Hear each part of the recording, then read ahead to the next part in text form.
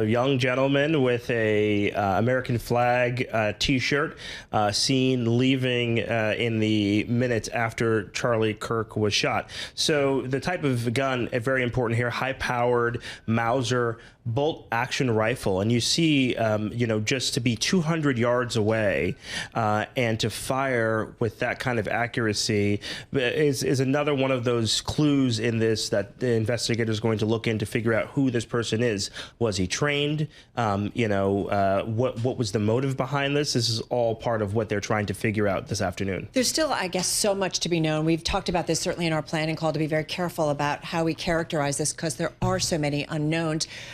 Is it safe to assume he was acting on his own, or do we still not know that even yet? Yeah, that's unclear too. You have an incident here where you have a large public event, 3,000 people on a college campus, where you have 6 police officers protecting this event of so many people, and then you've got a suspect who is relatively unknown in any way. No one saw him get on top of the roof, and no one saw him leave. But what they're working on right now are footwear impressions, palm prints, seeing if they can get a latent print from a cartridge.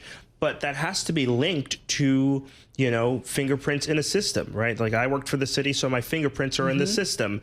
That doesn't happen for everybody. So it just makes it that much more difficult to figure out who this person is. The technology available today, the fact that there were people who were taking photos and videos of the event separate from this, obviously, and separate from what we've seen circulate online in the last 22 hours or so.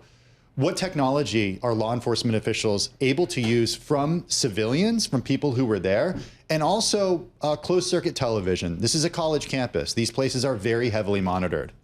Yeah, one thing that's going to be crucial in this is facial recognition, right? They'll be able to put that image into, say, a Clearview AI and figure out, does this match any of the people on social media, any people seen in any public setting? Another thing that they'll do is they'll track the surveillance video from point A to point B. So they'll see him getting up onto that roof. They track him through the woods. What about ring cameras? Did anybody see anything on the ring?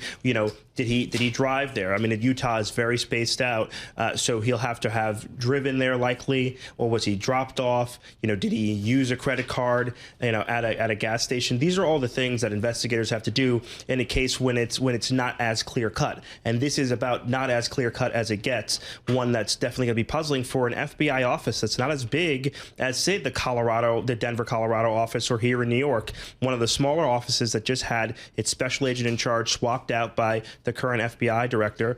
And so there's a lot of upheaval happening in Salt Lake City, and you've got this massive case. Again, 6 officers protecting 3,000 people. What's been the impact on college campuses around the nation? I heard Joe Matthew earlier talking about some security concerns at some universities. Yeah, I think, HBCUs, so historically black colleges and universities in this country, have gotten some threats, and, those have been investigated, but so far nothing there.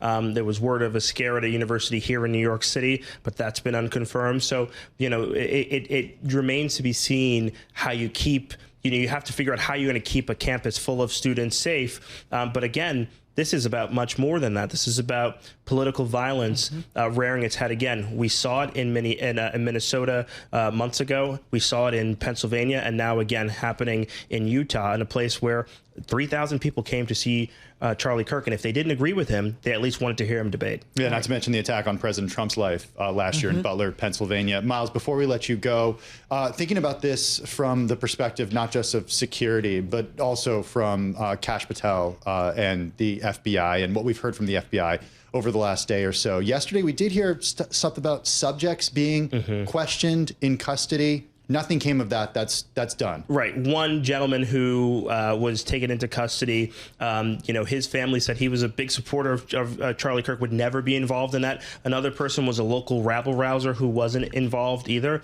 But, this does point at, I think, a point that you're getting at, which was the FBI director being eager to tweet, and then those tweets both, not bearing out being the person responsible. It's something that we haven't seen in the past, but this is a more vocal FBI director. All of President Trump's agency heads are very vocal on social media. That rush definitely hinders the investigation, because then investigators are like, whoa, we have this one, oh, it's not that person, now we've got to move back on. And then you've got social media identifying people incorrectly and then having their families doxxed and all of that. So that plays a big role in this as well.